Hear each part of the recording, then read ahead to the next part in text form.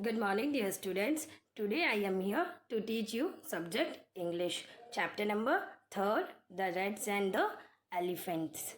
Let's start. Long ago, a group of rats lived happily in a forest. बहुत समय पहले rat का जो ग्रुप है वो जंगल में बहुत खुशी से रहता था. One day a herd of elephants passed through that area in search of water. एक दिन एलिफेंट का जो झुंड है वो पानी की तलाश में उस एरिया से निकला. मतलब जहाँ रैट रहते थे उन रैट वाले एरिया से गुजरा.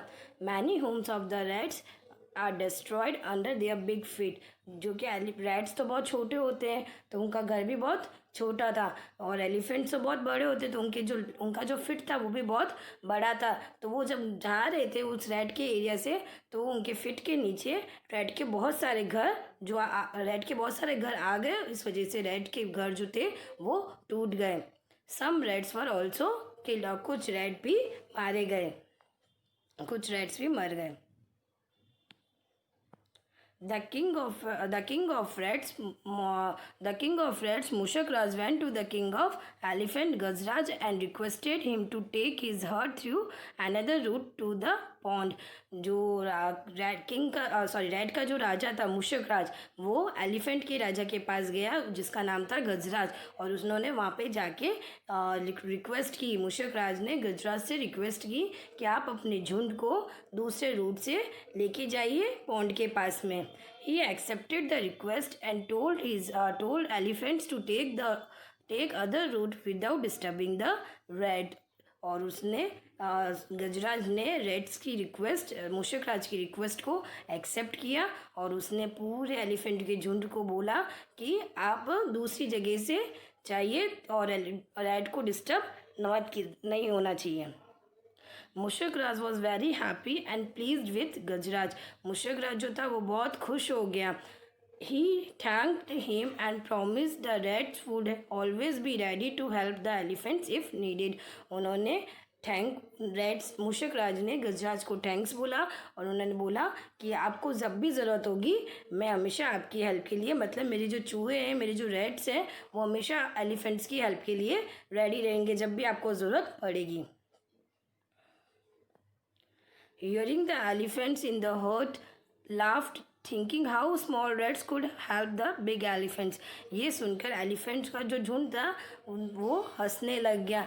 वो सोच रहा था कि ऐसा कैसा पॉसिबल है, ऐसे कैसे हो सकता है कि जो स्मॉल रैट्स है वो हमारे बिग एलिफेंट्स की हेल्प करें.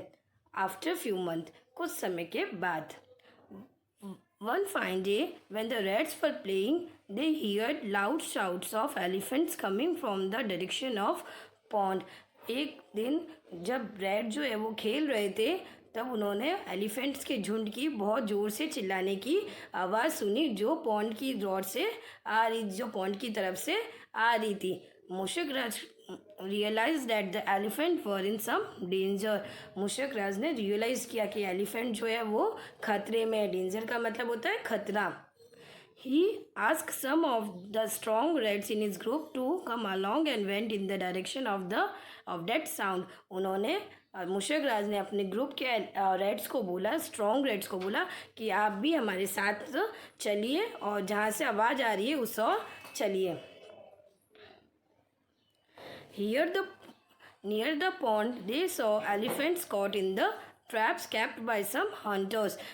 वहाँ पे जब पॉन्ड के पास पहुँचे तो उन्होंने देखा एलिफेंट जो थे वो जाल में फंस चुके थे जो शिकारियों ने बिछाया हुआ था. ट्रैप का मतलब होता है जाल, और हंटर्स का मतलब होता है शिकारी जो वाइल्ड एनिमल्स को हंट करते हैं, जो वाइल्ड एनिमल्स को मारते हैं. The rats quickly started biting the ropes with their sharp teeth.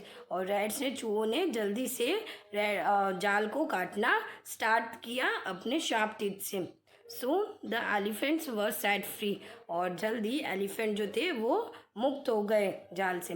They thanked the rats and also felt sorry for making the fun of their small size. उन्होंने rats को thank you बोला. सब elephants ने rats को thank you बोला और उन्होंने उनसे सॉरी भी बोला क्योंकि उन्होंने पहले उनका मजाक उड़ाया था कि कैसे छोटे एनिमल, छोटे जानवर बड़े हम बड़े एलिफेंट्स की मदद कर सकते हैं। इसीलिए हमें कभी भी किसी की भी साइज़ का मजाक नहीं उड़ाना चाहिए। सबका अलग अलग कैलिबर होता है, सब अलग अलग हेल्प करते हैं। ये रॉन्ग